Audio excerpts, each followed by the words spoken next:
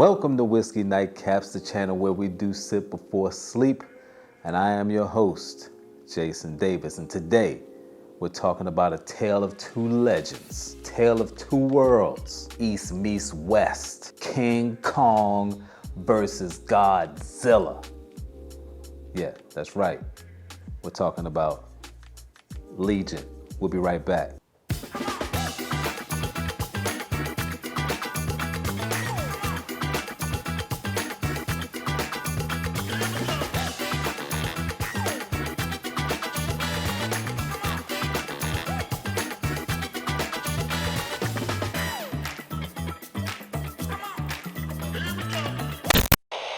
Before we get into the proceedings, I want to thank you all that show up here every week, rocking out with your boy, like true colleagues, friends, and all that good stuff. Now, if this is your first time here, welcome.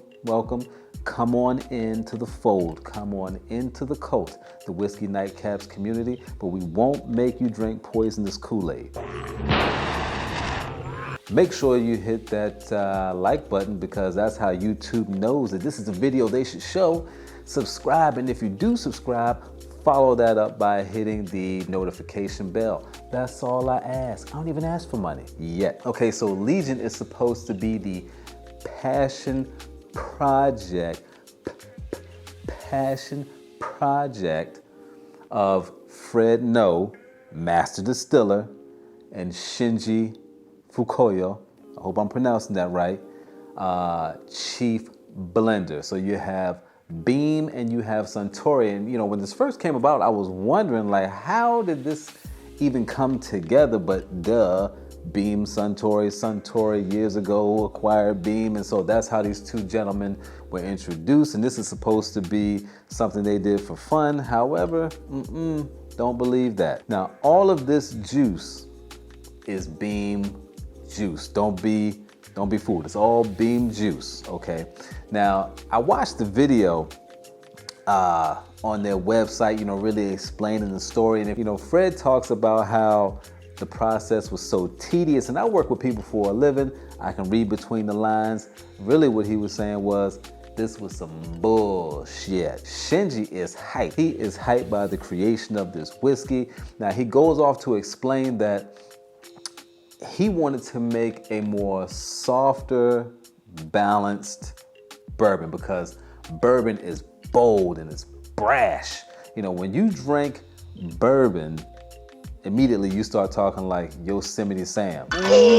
Now, I don't know much. I don't claim to be a connoisseur of Japanese whiskey, but I know that their whiskey is more closely related to Scotch because the Scots were the ones that gave them the game. If you ask me my humble opinion, this was about creating a bourbon that could really be sold in the Japanese market and, you know, would take off because it'd be more similar to something that they were already used to. This was about the cheese, the bread, payola, moolah, scratch, all about the Benjamins, Jacksons, bean, guacamole, Deion Sanders.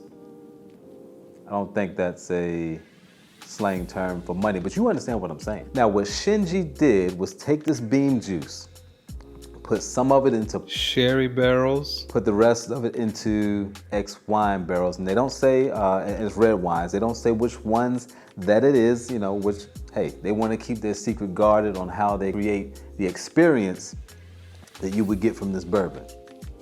Now, after those whiskeys have come to maturation, they then mix those back in with straight bourbon, straight beam juice, okay?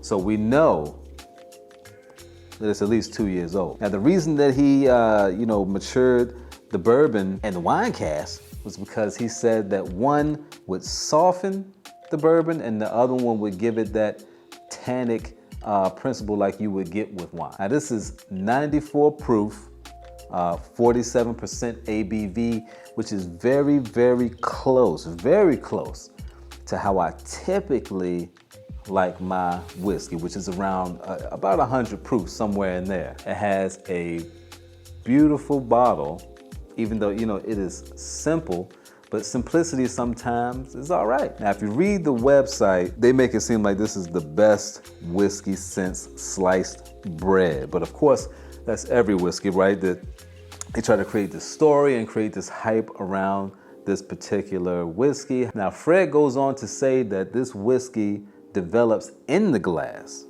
And each time you go back, you kind of get a different experience. And we're gonna see if that's the case tonight. I poured me a decent portion so we could test this out, not just because I like to drink. Now, this is $43 in my market. I understand that in other people's, it may be in the 30s somewhere. So it's a budget, you know? So even if it's not the best, it becomes the best. You know what I'm saying? Now, remember I told you, gentlemen and ladies, even though I don't know how many ladies we have on this channel, but before, that if you wanted to see the color of something, you give it a white background. I don't know if you gentlemen can see that. Has a nice color, not as dark as you would think it would be, and probably because you know, this is not a 12-year bourbon we're talking about. Let's go to the nose.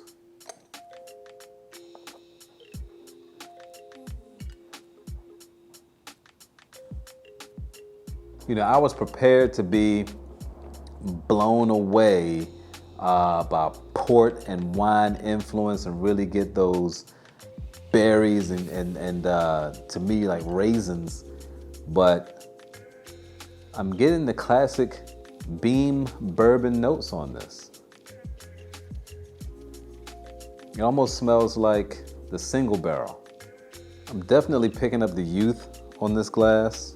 It has that dark beam character, the baking spices, fiddle faddle, very potent. But like I said, I'm not really getting the port or the wine influence on this. Yeah, it is very similar to the single barrel, but there is a little bit more sweetness that you're picking up, especially on the finish. Let's see what else we have here.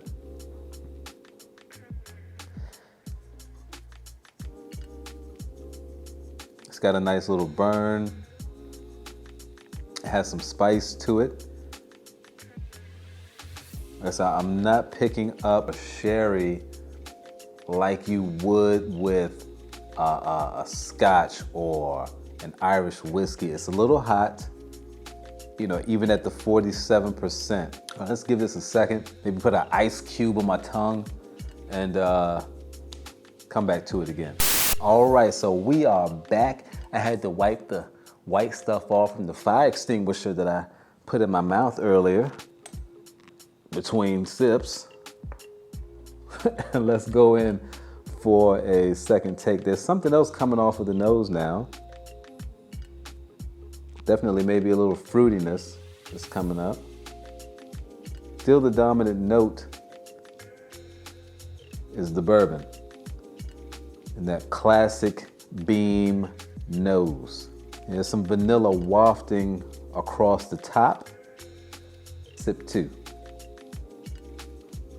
That time I got a lot of black pepper on the finish, like in the back, in the root of my mouth. But still, no sherry, no wine. You know, it's funny that Shinji said he wanted to make a softer bourbon, but I'm not getting that. I'm not picking that up. Are you picking up what I'm laying down? Give me 5 on the black hand side. Jive turkey. All right, we're going to go in. Normally we do two sips, but just to test this thing out, we're doing multiple. So we're going to number 3. Let's go. I said there is a faint fruitiness. It's gone now. I think I sucked it all up. I'm still getting that pepper. You ever as a man, you know, cook some food and you get heavy-handed and shit trying to put some pepper in and your family is trying to eat it and act like they enjoy it, like, this is delicious, honey. That's what this is like. It's peppery. That part is still going. It's like in, what do they call it, your jowls? All right, number 4.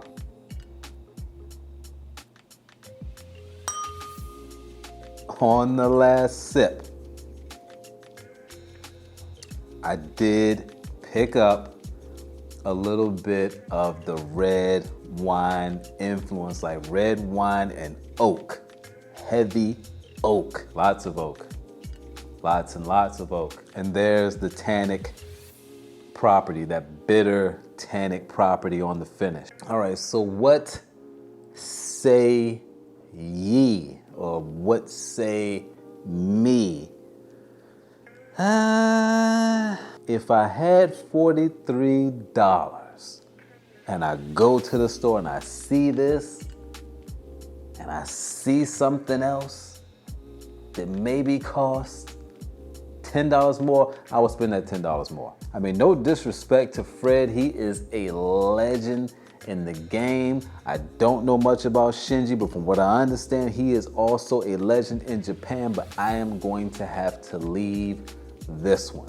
I would rather just have the single barrel, which I love, but this one is not hitting. And I've seen people do reviews of it and they liked it, and maybe I got a one-off bottle. I mean, these are not supposed to be single batches as far as I know, so there should be consistency from bottle to bottle. Not really digging it, sorry. Honest opinion. All right, my dudes, my broskies, thank you again if you made it this far for rocking out again with your boy. Now, we will be back next week, maybe before that. You never know. Stick around. We got some blinds coming for you.